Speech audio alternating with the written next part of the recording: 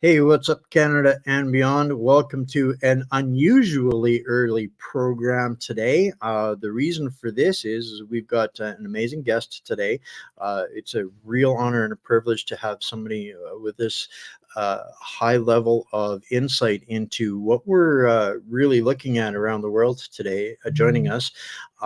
So we're going to get into that in just a moment, guys. But as always, we're doing this for the people, with the people, and we all need to keep doing what we're doing. So we've got a whole bunch of extracurricular activities and opportunities. Click on the website links below to take part in something more.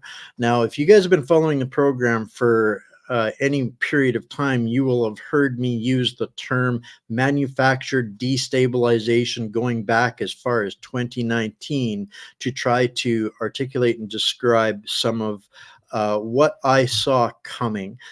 Guys, so this show this afternoon, this morning, this evening, wherever you're tuning in from, is going to be probably one of the most informative shows that you're going to get on this channel in some time. So without further ado, it is my honor and privilege to have Ivor Cummins, the brain behind the Fat Emperor podcast platform blog. Ivor, thanks for finding some time to join us all the way from the UK here today. Hey, great to be here, Wayne. No bother. Actually, I heard a voice in the background like yours, and I realized I had another window open playing this live stream. So it's gone. Oh, perfect. So for folks that aren't aware, you're over in the UK, and one of the things I have to admit, I really kind of, as much as I try to stay informed, I wasn't really aware of your work until last week when I came across a podcast and a flow chart that you had created, and my head exploded, and I was immediately triggered to reach out and connect with you, and you were gracious enough to join us, and we're going to get into that in just a minute. But to give people a bit of a background, I guess, on who you are, where you come from, and how you come to be this person that is internationally renowned. You're an author, a speaker, and a collaborator at the highest levels for creating and helping people solve problems. Is that fair? Yeah, that's essentially it. So very brief, Wayne. I did biochemical engineering degree back in 1990. Since I was a kid, I was massively technical. That was just the way I was. Went into engineering, went into corporate. Within the first year or two, it became very clear I had an ability to solve complex problems. I could visualize them. I could do the math. I could do the statistics. I could do the physics, chemistry. No branch of science was a problem. I would simply research whatever I needed and use it. Integrated is the word. So I went up through levels over decades to senior enough manager, big teams of engineers, and also technical lead or master technologist, where even when I was a people manager of technical teams, if there was a major issue in the corporation, like multi-million dollar losses at risk, I'd slide out of my role and directly take on the broader worldwide team. So a very unusual role. It was just, I was born for it. So 10 years ago, really briefly, I had poor blood tests. I went to a doctor, another doctor, and then a professor of medicine. And I grilled them on the implications of the poor tests. They were way outside the norm. And, what I could do to change them. Because obviously there must be something in my diet and lifestyle that could change these metrics. And I got such poor answers, I realized, my God, there's a hole at the heart of medicine that's ginormous. I didn't know what it was, but I knew it was massive. It had to be. If the experts themselves didn't know their standard blood tests, it meant there was something wrong, big. And I went to ResearchGate and PubMed, went through the biochem, a few weeks of intense and obsessive study and hundreds of published papers laid out in my home office. And I cracked it. It was insulin resistance, which is the biggest disease process in the world that no one talks about. And I had effectively type 2 diabetes, undiagnosed. That's why my liver enzymes were up the wazoo and cholesterol ratios all wrong, and iron loading, serum ferritin. All this stuff was crazy because of that, and I knew it. So I switched to meat, fish, and eggs and some low-starch vegetables. I knew that had to be the solution. And 9 weeks later, I had lost 15, 16 kilograms, 35 pounds in weight. And all my bloods were perfect. So that gave me the last 10 years of the new career in health. And I wrote the book, Eat Rich, Live Long, with Dr. Jeffrey Gerber, who's a good friend of mine in Denver, Colorado. And I was years on that, speaking all over the world in nutrition conferences, medical conferences, and it was great. And then COVID came along. And of course, someone like me, I knew immediately after a quick cursory check, I saw the Diamond Princess cruise ship and some other cruise ships, did a mental thought, and I said, this is like a bad or severe flu equivalent, overwhelmingly for the elderly. And I couldn't understand why they were all talking about there'll never be the old normal. And I knew it was a scam, because when all the media who are clueless, I mean, journalists are generally clueless on very technical matters, certainly virology, immunology, epidemiology, and I don't mean any disrespect there, but they were all saying, at least several different disparate outlets were saying, we'll never be going back to the old normal. And this was before the lockdowns. So I said, who's pulling those strings? I mean, is this a swine flu scam? I guess it is. We're already racing into so much of the things that I wanted to discuss here with you, but to kind of do things a little bit backwards, I guess. First thing I wanted to do is get this out of the way for people. This is the book that you were speaking to, that you wrote in 2018, pre-COVID. This is important for people to know.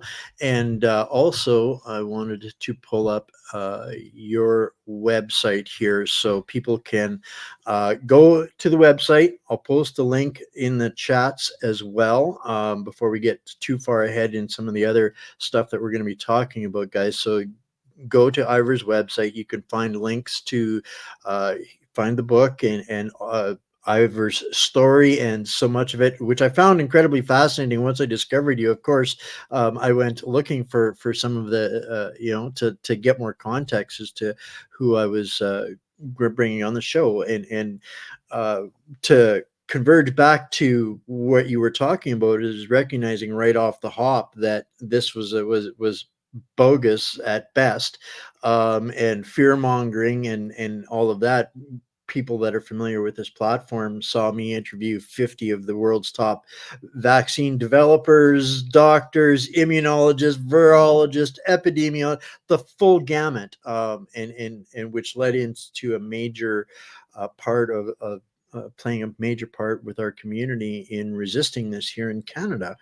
And Canada, I think, is kind of often overlooked in the grand discussion of things. And I think we can talk conspiracy theories later, if you like, about involvement in all of this. But Canada it actually plays a significant role in the scamdemic, plandemic, whatever people want to call it. But for me, what really motivated wanting to get you onto this show was the flow chart that you had created, and I'm sure that this has probably been an explosion, created an explosion of response for you. Do you want to get into that here yet, or do you want to get it, start anywhere in between? Oh yeah, no, sure. Let's get into it, because what will follow on from that is, well, the WHO. Now, I've done many talks, you've probably picked up on them, with the help of Dr. Jakob Nordengård in Sweden. He did a PhD on the Rockefeller family called Controlling the Game back in 2012, or the book came out, I think, 2019, but his PhD on the Rockefellers was out in 2012. And the Rockefellers, through their lawyers, tried to stop his PhD being published and defended. So that shows you how serious. And it was fully referenced, all from the Rockefeller archives, the UN archives, etc. So zero conspiracy theory. It was a PhD from a prestigious university, and they wanted it stopped because they've actually essentially documented all of their guilt, along with all their organizations like Club of Rome and Trilateral Commission and Bilderberg and the Davos Community, WEF, they're all documented what they're doing. It's just couched in nicey language. Whereas Dr. Nordengard pulled out the whole story. And when you go through the story, at the end, you realize, oh, this is a world government and this is what's driving all this nonsense. So we can go through the nonsense first and then talk a bit more about where it came from. Well, and this is important because this is what this flowchart did for me, was connect the dots in a fundamental way for people to understand on a, you know, from a higher level, where this nonsense between the businesses and corporations, we've all talked about, you know, the Rockefeller report, the Lockstep report, Events 201, the gaming, and so all of these pieces that are out there floating around there that tends to be overlooked or brushed aside as conspiracy theory because it doesn't necessarily connect to people's basic understanding of this web behind all of these things. So for me, when I first saw this and I saw the outline on the outside of the wedge points, what I call wedge points, the things that was, you know, the point of entry for the disruption, the destabilization of COVID-19, now the war on farmers, anti-meat, mass migration. This is all a part of the globalist utopia that you describe, and the connecting dots was the weakened society, which was exactly the manufactured destabilization that I couldn't put together into one big picture, and here it was for me. Yeah.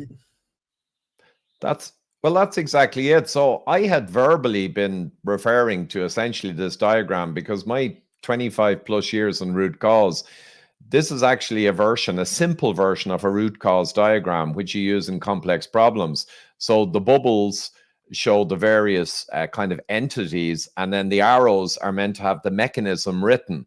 So if someone suggests that high temperature will cause cracks in casings, well, you need to put the high temperature, and then you need to put, variable expansion contraction on the arrow. That's the physics. And then you've got, small cracks. And then you've got arrows from that and the mechanism by which the small cracks cause a downstream failure. So long story short, root cause diagrams get massive, but I realized the same structure I used for decades could kind of very well kind of visualize all of these interacting causal kind of strategies, and they're all synergistic and they all go to the ultimate outcome which they want, which is global, quote, utopia, because of course they don't want a utopia for mankind, even though they talk like that when they talk about all their nonsense strategies. They want a utopia which is them running a nice, well-managed ant farm, and then they will have what China leadership has, a beautifully managed ant farm, and the people at the top have all the meats. Well, they will have all the meats, the fillet, they'll have the best cuts, and they'll have access to any fuel they want. That's the idea. But the masses will be deprived of that because the masses don't deserve the resources of the earth. And I mean, this is just the way they believe. I mean, Gates, they believe this. You could argue they're right. For their perspective, they're correct. It would be great to rule over an ant farm. And for all of human history, if we're honest about it, humans haven't changed.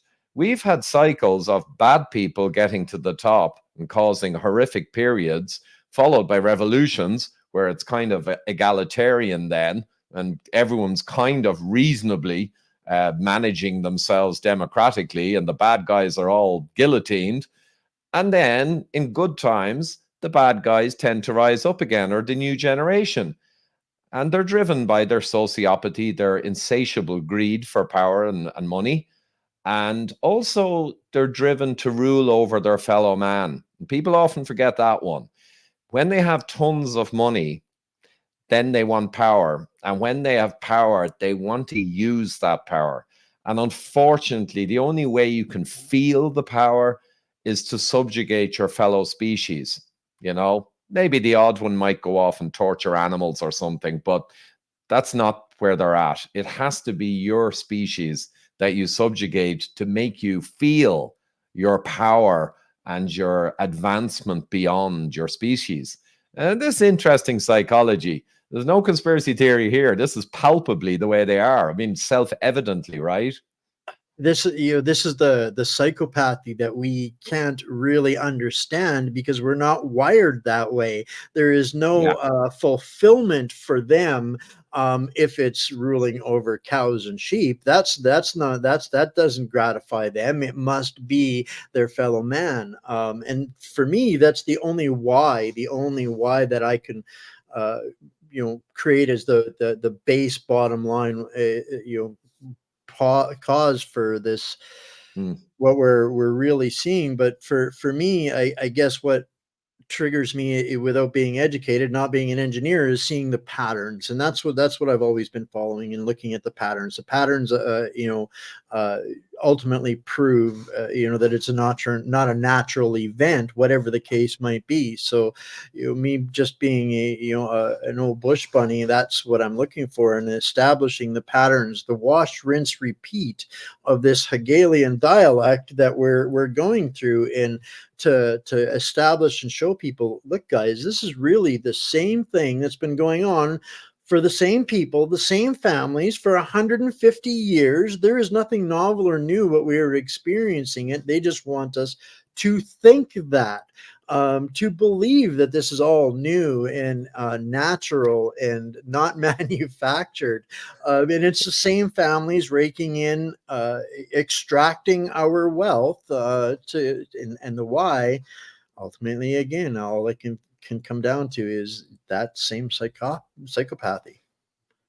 Yeah, of course. And for all a human, it takes around 20,000 years to get a kind of a evolutionary change to a species of any note, like coloring or markings or traits. And of course, in the last 30, 40, or say 80 years since World War II, human species, which has always gone through the cycle and the sociopathy that we discussed, hasn't changed one iota. But the naivety of modern people, they think because they live in this bubble of 80 years, a few generations of good times and kind of peace since World War II, and they have iPhones now and televisions, they think human species has changed. They think the 1 or 2% of human species that are sociopathy or psychopathy, that percentage has changed. Of course not. And the fact that 20 to 30% they suggest of CEOs are more in that spectrum, because psychopaths are often extremely intelligent and extremely driven. And that's what creates the cycle. Enough psychopaths go up, and eventually they get a lot of control, and then they get really greedy, and they are smart enough to network with other psychopaths. You know, the guy who kills 20 women or 10 men, that's kind of a psychopath that is very on his own or her own occasionally, and they don't interact. But even some of those guys find like-minded individuals, and you find out afterwards they were interacting with similar. So they will work together, they will conspire, and conspire only means to breed together. I think it's conspiros. It just means people get together and breed together, not exactly in the public eye. And usually it's for a naughty or nasty desire they have, but it doesn't have to be secret. And none of this stuff in the diagram is secret. In fact, it's being rammed down our throats every day. That's how non-secret this conspiracy is. People just have difficulty because they don't realize there's 70 years of very hard work and mega money has brought us to March 2020. You know, since Rockefeller Brothers Fund in the 1950s, they identified climate, pandemics, global financial crashes, and global terrorism as 4 key opportunities to achieve a world government. They identified in the 1950s, with no scientists there. They identified these main things. And in fairness, they've kept to those, and they're right. They have to be global issues, hobgoblins that make everyone across many countries on the globe concerned. And then, of course, they have the solution. Yeah. Back to that Hegelian dialect, and Yeah. the interesting part for that I think a lot of people struggle with is why are people not recognizing and seeing these kinds of things. And I think that this goes back to, again, on a bigger spectrum, that wash, rinse, repeat. Every time there's an advancement in technology, a major advancement in technology on the planet, one side or the other seeks to take advantage and leverage that to control their fellow man. It happened with the bows and the arrows and the cannons and guns, and now the internet. And the only difference in our behavior now is that 100 years ago, it would take a year to get the amount of information globally that we now get in 30 seconds. And that real-time bombardment makes it seem so new and novel, and everything, the whole world's gone for shit, and that, and all at the same time in the last 2 years, when this is not the case, in my opinion anyways. And this is that informational bombardment, and why they seek to control so much of the narrative. Canada, I'm not sure if you're aware how bad the censorship is here in Canada, and about to get worse. This program will likely, when the next bill passes, put me in the gulag for life. That's Wow. that's where we're at here in Canada, with that necessary for them, because the propaganda only works with the censorship. Otherwise, one does not work without the other, and that's the technology. And why having discussions like this, to understand, expose, uncover, and ultimately help people develop the tools to constructively combat that narrative. So that's kind of my take on where we're at here, and kind of why. Absolutely. And you touch on some key points there, Wayne. You see, the technology with all this sharing and everything else, and what we're doing and what they've done en masse, of course, mass propaganda through every channel, funded with enormous amounts of money. And sadly, often our tax dollars were used to propagandize us. There was a lot of that went on. But the thing is, it's a double-edged sword for them. And they would have war gamed this, and they would have planned for this. They would have known that, well, on the one hand, we've got new powerful propaganda to beam into these ants' kind of skulls. On the other hand, if too many ants become aware, they've got the power of these kind of modalities to actually share awareness, which is a disaster for us. And that's why the censorship and the misinformation and the disinformation and all these nonsense words and malinformation. I believe they've actually said this officially in a few places, that malinformation is information that's essentially true, but is problematic for the government or for 100%. narratives. I mean, 100%. And this is the problem for them. And this is the same part of that history, is every time somebody takes advantage of a technology, that only works until there is parity, until the other side of the debate, discussion, the battle, the war, whatever it might be, also is equally armed with that same new technology. And I think that's where the last year has really, I think, moved the needle on creating that parity and awareness in a way, and people waking up to this satanic lullaby, for lack of a better term, that we've all been hypnotized under, which you bring into this flow chart. I'm going to bring that up again, but very subtly here with the MF. yeah, mass formation. So Professor Matias Desmet, or Desmet, I interviewed, and I believe it's the best interview of him, pride of authorship there, but I put in some graphics as he talked through his key principles, and I think we did it really well, I believe. So I might send you a link afterwards to the two crucial things. One is Professor Desmet interview, which is central to this, and I put a few MFs, mass formation, but then I gave up, but it's kind of throughout the whole diagram. And the other one is Dr. Nordengard, and my version of his talks and his incredible research, which I gave in Southampton in the UK last November in a public event, a show. And I'm doing 5 back-to-back shows now in April in England. So there's a huge desire to have me go and explain this, which is beautiful to see. But if we go back to the diagram, yeah, I mean, I can just run through it very briefly, and people then can download it and just think on it. So top left is the big one. Excuse me for interrupting. For while you're talking, people that are interested, on your website, and I've dropped the link in all of the chats, people can go and download this diagram in a PDF form for themselves.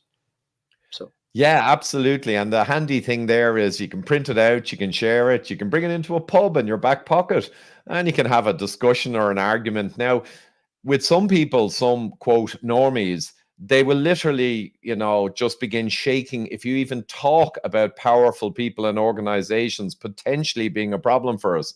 They've been programmed to believe, like, for most of human history, ordinary people, the 99%, had a distrust and a cynicism about very powerful people very high up who were together and kind of conspiring to rule over them.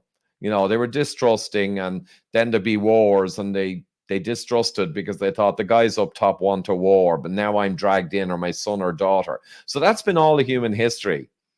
Incredibly, for the last 50 years, starting with the CIA, with the conspiracy theorist term, they've convinced people to be distrusting of the people who are distrusting of the powerful figures up top.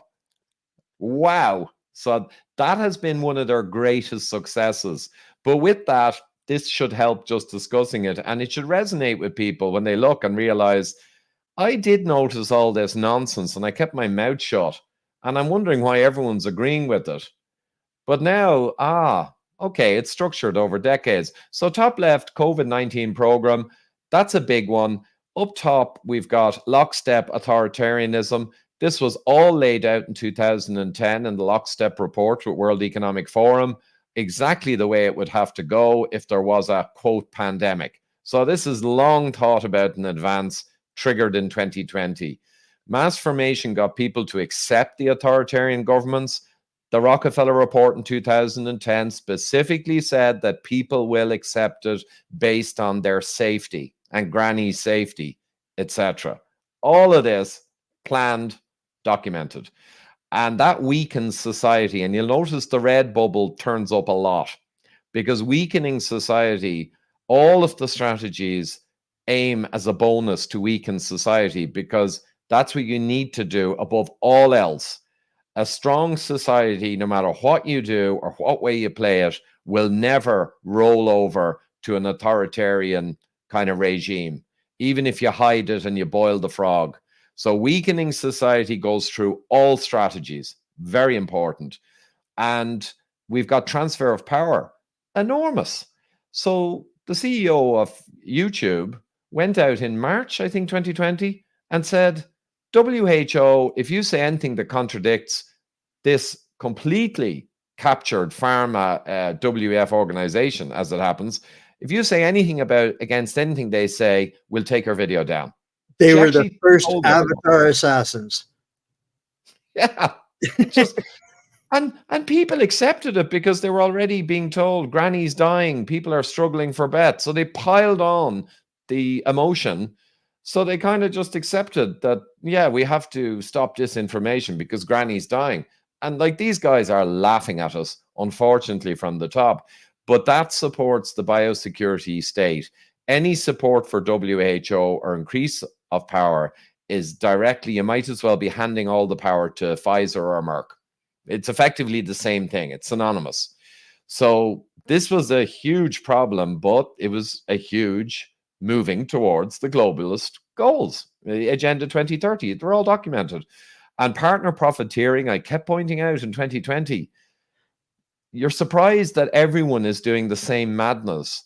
But just remember, it's orchestrated, A, and B, there's vast numbers of ultra-wealthy corporations and people benefiting hugely, wetting their beak.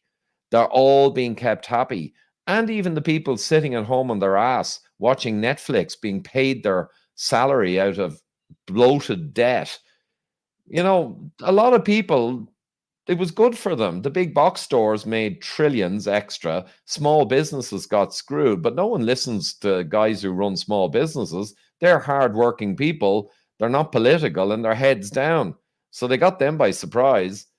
And this is what happened. And the funding, the corporations, all the big ones, fund the World Economic Forum, which is the kind of management mothership of all of this. Oof. And when That's they are allowed wet their beak and taking hundreds of billions of extra dollars, well, then they can give much more funding to the WEF that orchestrated it. I mean, it's just a perfect circle.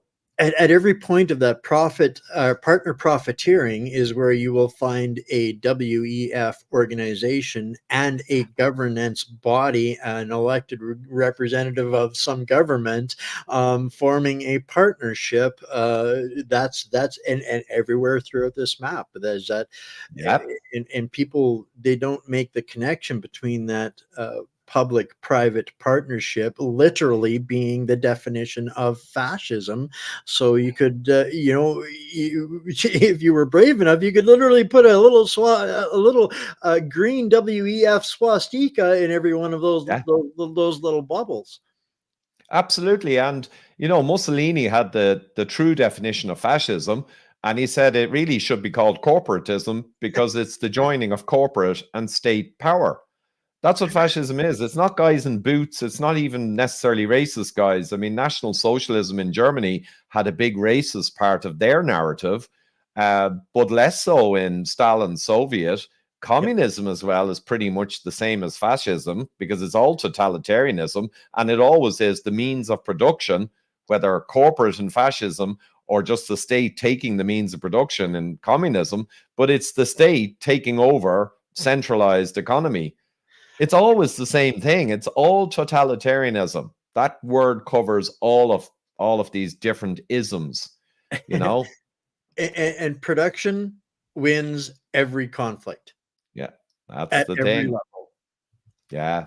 And it's also historical. I'm a World War II buff, and to be honest, when COVID came along very quickly, I saw the parallels with the 100%. 30s Germany and 30s Soviet Russia.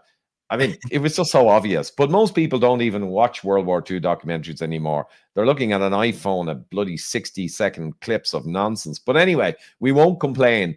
Censorship apparatus, another huge part of this. Not just a bonus, but a core part of the strategy. They managed to make censorship great again. They actually, after 20 years after GDPR and a peak of Western freedoms, within 20 years during COVID, they actually made a virtue out of censorship.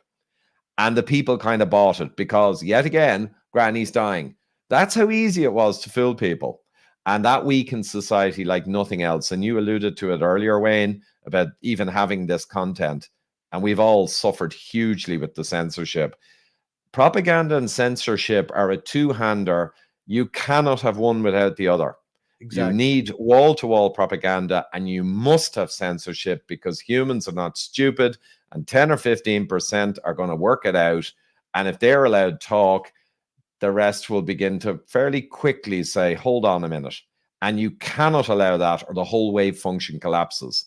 So you must have iron fists, propaganda and censorship. And that's what we've seen round the clock since 2020.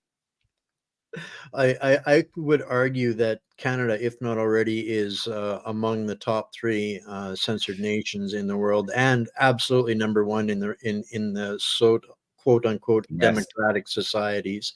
And people think that this is an exception to the norm, but I don't think, and it goes back to, understanding World War II history. I recognize Canada far closer to 1936, 1937 Germany than 2015 Canada at this point. And it's all of these things combined that are symbiotic. These all of the censorship, the propaganda, all of these things are gears that will not function, will not turn, will not drive the bus if any one of them is removed. And this is where Yeah. all of these gears are coming together on this, which is why I'm excited finally, and optimistic moving forward, because people are starting to put the gears together and understand where they can take a bite out of one of these cogs and these gears. But the problems are far bigger than the little squabbling things that we argue about politics, because politics have all been captured by all of this, and they, under this new economic reset and this unipolar idea that they have, There is no difference between the nation you're living in and their ultimate goals by their handlers as there is in ours. The same handlers that haven't forgotten. They just thought that after World War II, they took they had to do a reset to themselves and figure out where they could do better. And they're back at it here again with new technology, but it's the same principles, the same patterns, just a whole new set of tools. But I think we're onto them.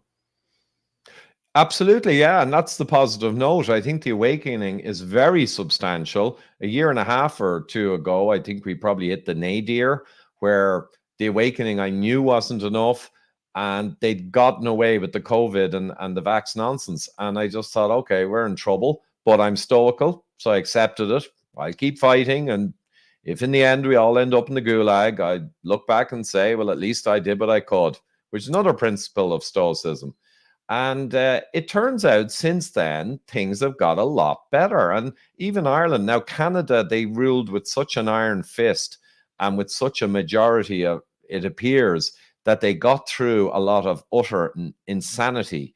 But in Ireland, the hate speech law, which is like Canada's, possibly worse because it's a crime to have anything. And it is up to you, written in the new legislation, it is up to you to prove you would not in the future have shared it with someone. So it's Minority Report. It's 1984. It's thought crime. They wrote that. It all stems from the same source. They are Yes. almost verbatim in all of these policies being inflicted upon all of our nations, all stemming from the same small collective of individuals that are forcing, implementing these things. So we have this top-down ideology that is absolutely, utterly dependent on bottom-up implementation, whatever that level might be, at the municipal level or the federal level of each of the governing bodies. It then becomes their responsibility to implement this. So here in Canada, Trudeau gets the message from on high in Geneva. This is what he's got to do next. And Canadians are so polite and compliant and don't want to hurt grandma and don't want to argue. They'll hold the door open and give the fascist a tip while he's walking in. That's the Canadian way, unfortunately. and then but people, it's unwitting compliance in the connecting again of all of these periphery dots, so people understand that this is the same agenda, just playing out slightly differently.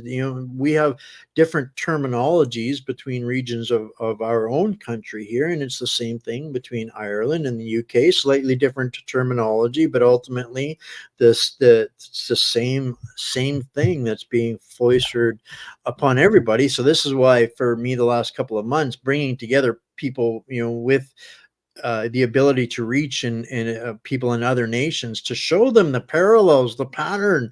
You're not alone, whatever country you're in, recognizing all of this.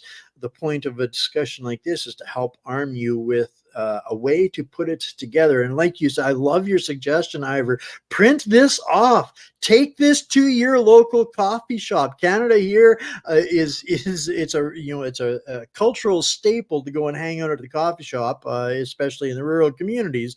So these should be, turn them into stickers, guys. Even better, plaster these all over. Old school. And you're absolutely right, Wayne. I mean, it's the same all over the Western world, and it's because, of course, it comes from the same place, and that same place it's a triangular structure. At the very top, you have the rarefied, ultra wealthy, connected to the top political people, the State Department, the likes of Kissinger, who was up to his neck in the World Economic Forum, and all these people are so high up, people just can't believe they're there because they're above the clouds, and they've got their puppeticians, I think is a great new word. I love puppeticians in all the political posts. And we know the WEF since 1993 has indoctrinated 4,000 young global leaders. Of course, Trudeau is one of them, Macron in France, our Guy Varadkar in Ireland, Ardern in New Zealand, right? Bill Gates was in the first group of young global leaders in 1993. They've done 4,000. So if people just realize Once you've done 4,000 global leaders and helped them get into top positions, in itself, that's going to give you power over everything.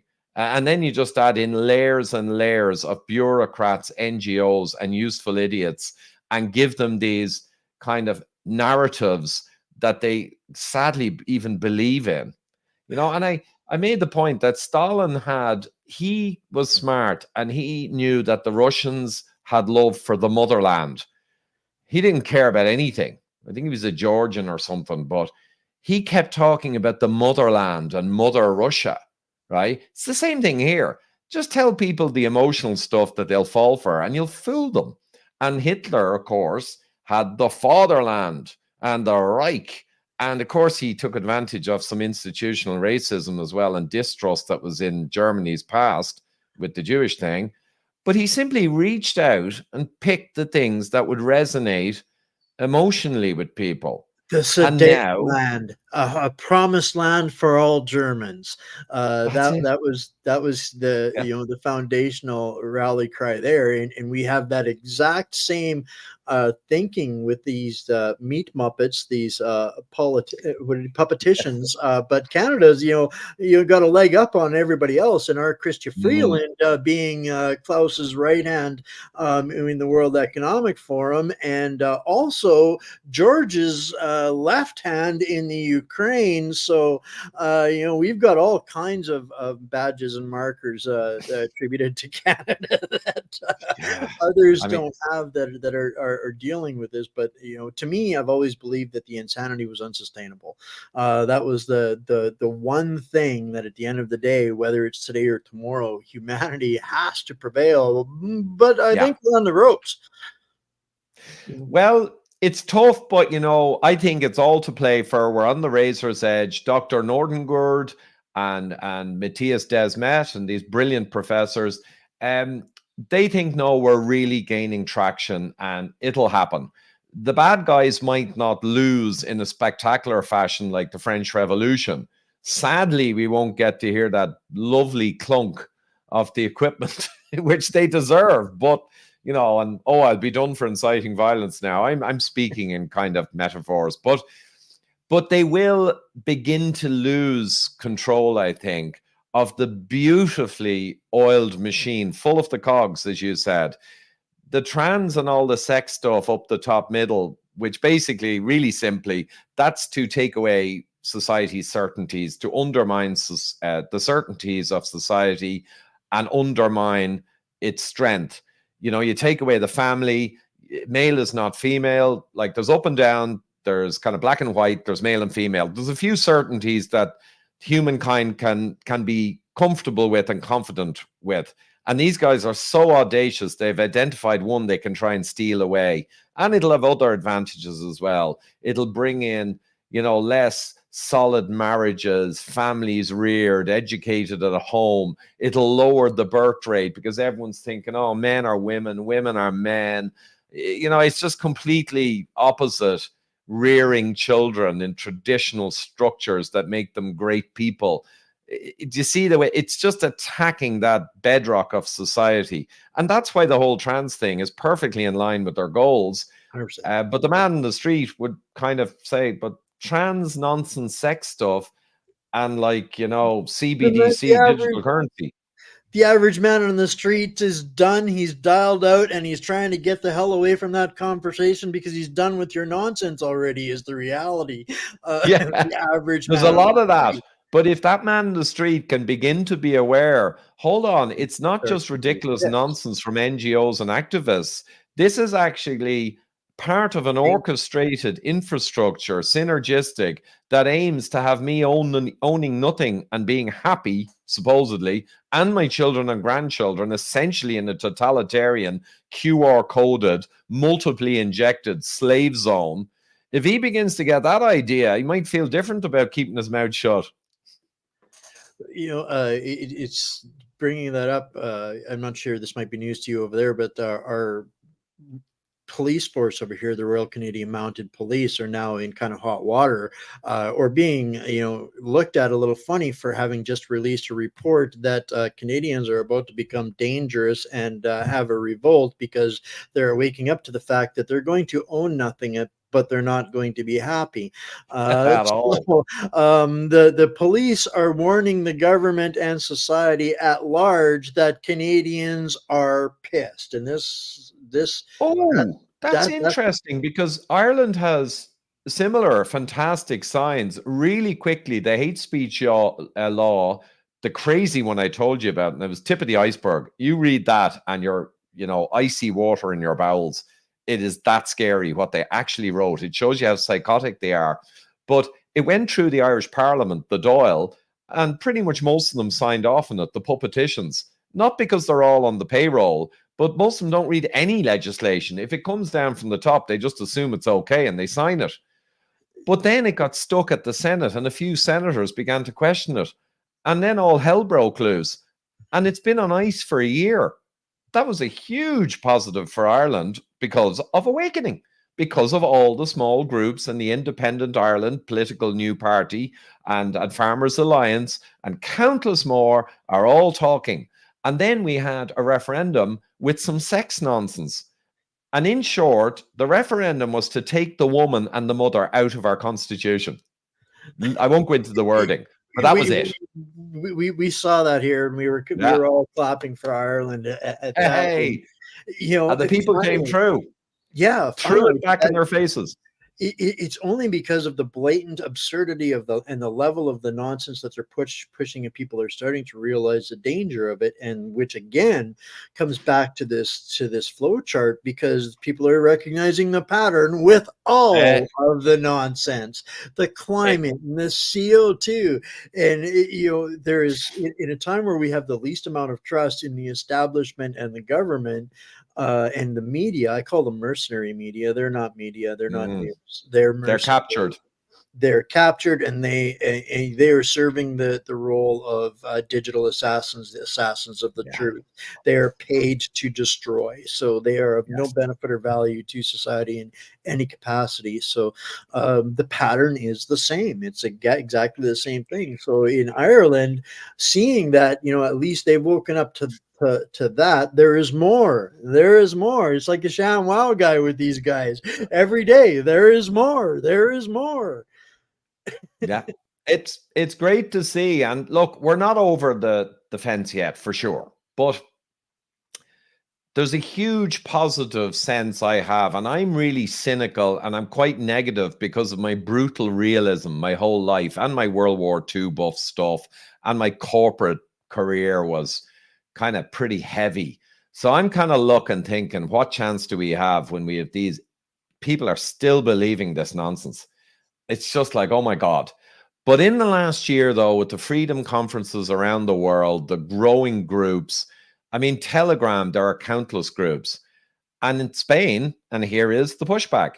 So Telegram, I think they were trying to put in law in Germany to have it like kind of outlawed. I'm not sure where it is, but Spain has just banned Telegram on the back of Rockefeller's classic terrorism. Terrorists might be using Telegram. Oh, so let's get rid of the whole app because some terrorist might have used it to talk to his buddy.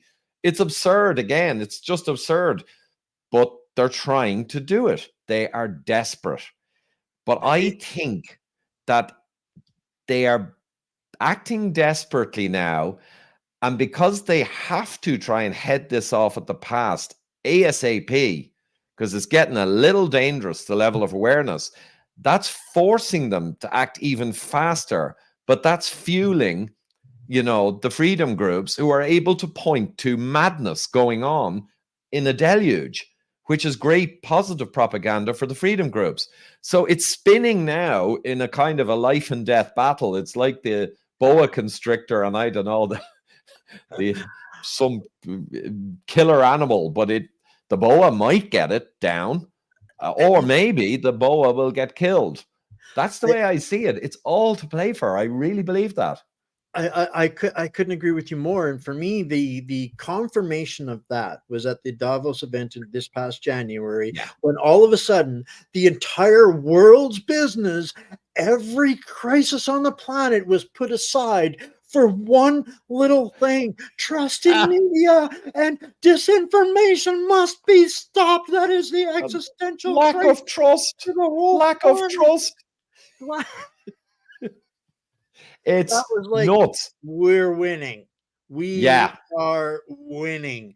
And that's every it. reaction and response from the clown show so far has been in response to that objective of theirs. That's the thing that they feel they need to do most, and that's exactly where we're at here. That's, And here in Canada, why they are so desperate to keep this Trudeau coalition alive here in Canada, because if once that's gone, this is all over in Canada. All of it, all of it. and blowback, perhaps.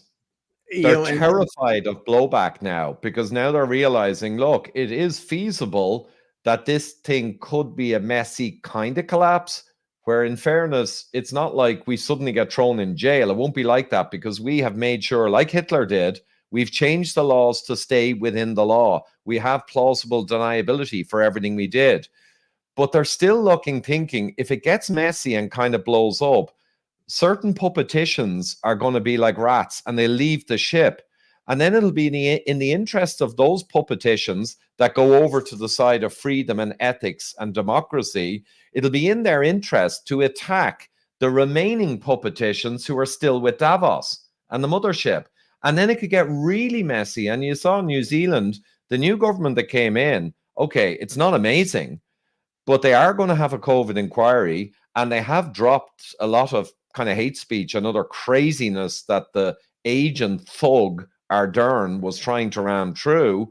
it's So all about the COVID, and that's the blowback that they cannot escape. Once yeah, that or allow. That's why or they're fighting so desperately. It is so dangerous. They will do anything. They're cornered rats on that one. 100%. They are pot committed.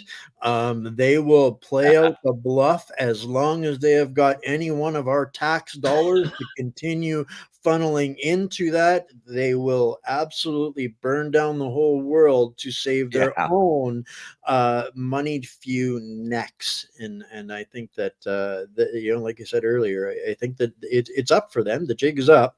It's just a matter of when we get organized in the fixing, and that's the bit of a learning curve. I think that we're getting through more quickly than they can accommodate for, hence the panic in Davos. Yeah, I think so. And Rand Corporation, Military Industrial Complex Corporation, they worked with World Economic Forum in 2006. And basically, they identified misinformation as a major issue in future world where there could be pandemics. So 2006, they had already identified around 20 years in advance, or 15 anyway. They knew the psychology. They had all the psychologists, and they knew that the problem that we're now discussing of people awakening was a major threat 15 years in advance. And the word misinformation, people all think it came out of nowhere a couple of years ago. No, it's in the RAND WF report 2006 and before. So this is all so planned, but if it blows up on them, it'll get messy. Yeah. And COVID first appeared in the round of reports in 2008 as a pandemic, a future pandemic. So yeah, Crazy. You they're know, they another good bit of news, just a quick one, Wayne. I know we have to draw to a close shortly, but I just put out a video on my YouTube. Algorithm demonetized it. Crazy, because technically it doesn't breach any advertiser rules, but it's amazing. So a couple of days ago, a Multipolar, I think, one of the last good magazines in Germany. That's actually, yeah, my YouTube would have the latest one. I didn't put it on my website yet. So people, by the way, if you search engine my name, Ivor Cummins, you'll quickly get my YouTube and Twitter and Facebook. I haven't been using this website as much lately. So, but the latest one is Multipolar Magazine. got legal affidavits, freedom of information requests, and they were granted. And they got around 100 documents in German from the government in the period when the lockdown was suddenly rolled out of nowhere, like everywhere. And it's absolutely damning. It's clear as crystal that it was 100% a political decision. And even though the Robert Koch Institute, their scientific kind of big body, was involved in the documents and they had a representative in the meetings, the whole instruction to go to a hard lockdown and to call this disease serious from moderate came from one individual, and it was a political person. And in the revelations of all these documents, every place that person's name is mentioned, it's redacted. I mean, it's beyond the smoking gun. It tells you politically the word came in from an external political force and demanded the lockdown and all the science that followed and all the measures. And that's a fact now in a mainstream publication in Germany, which is lovely to see. There's further detail in the article that points out the individual was involved with a wargaming session in Munich in 2019, same as Event 201. And it was funded by and engaged by Bill and Melinda, and all the usual suspects. So it's just, if you go to videos there, actually, just under my head with the headphones, yeah, there it is. Flu d'etat is now proven. But as I say, for the millionth, we have a million points of proof of what I just said. But this is just a beautiful, fully documented, irrefutable proof. And the same thing happened in England, same thing happened in America. Everywhere, shady political forces demanded the lockdown. Well, that's it.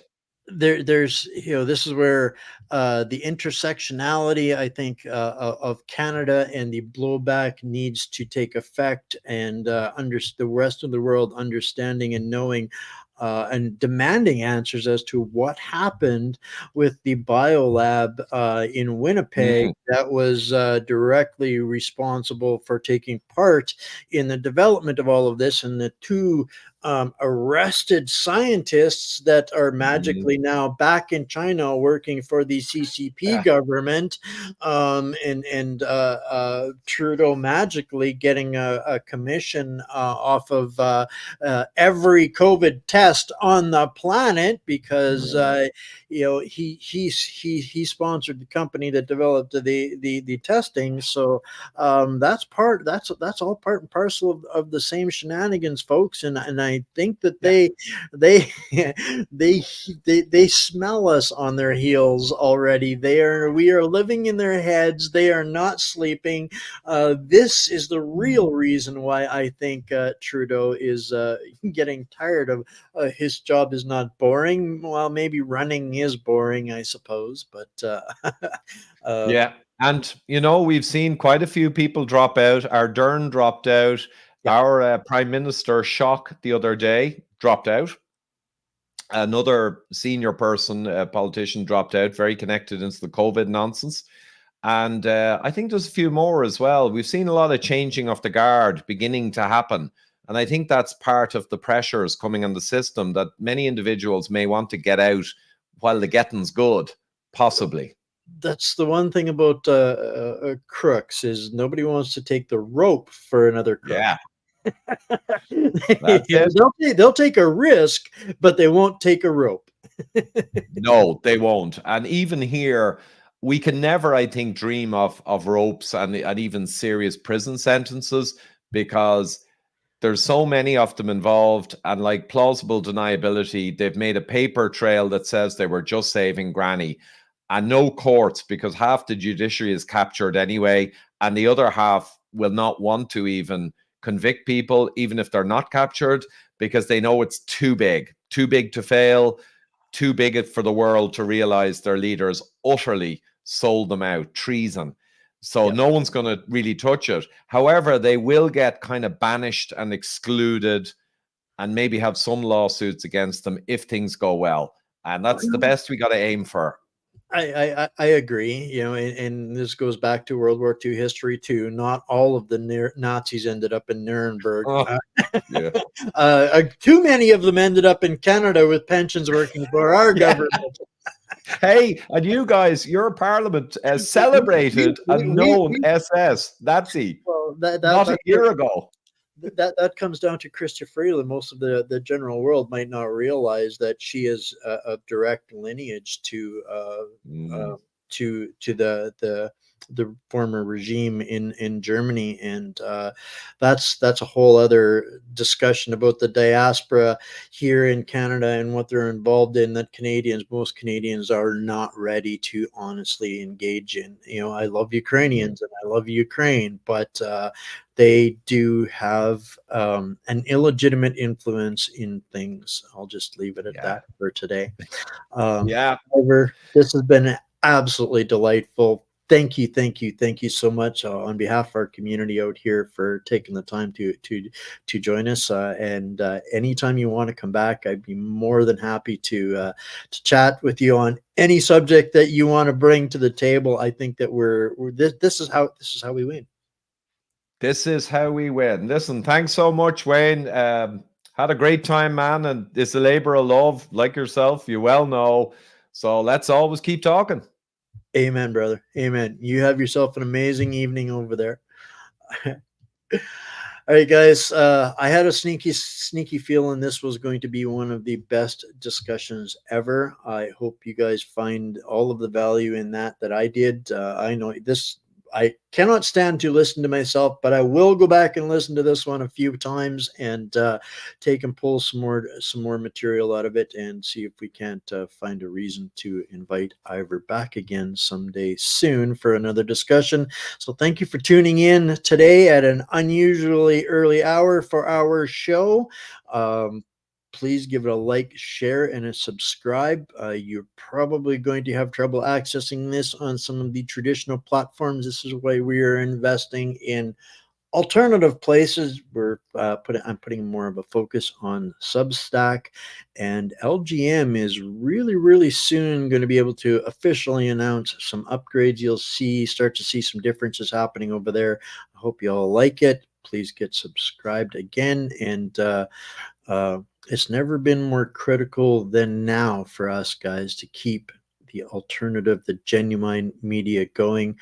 It's brutal to try and stay alive out here in this space. I know that there is everybody from coast to coast is looking for ways to supplement what they're doing, and we in the alternative, independent, genuine media space spend a great amount of time promoting for others to help them, to drive support for them, to help with their fundraising, their initiatives. And we tend to put our own needs on the back burner. So anybody that wants to help us keep going and help me pay some of the bills, it is never more necessary than right now, and greatly eternally appreciated.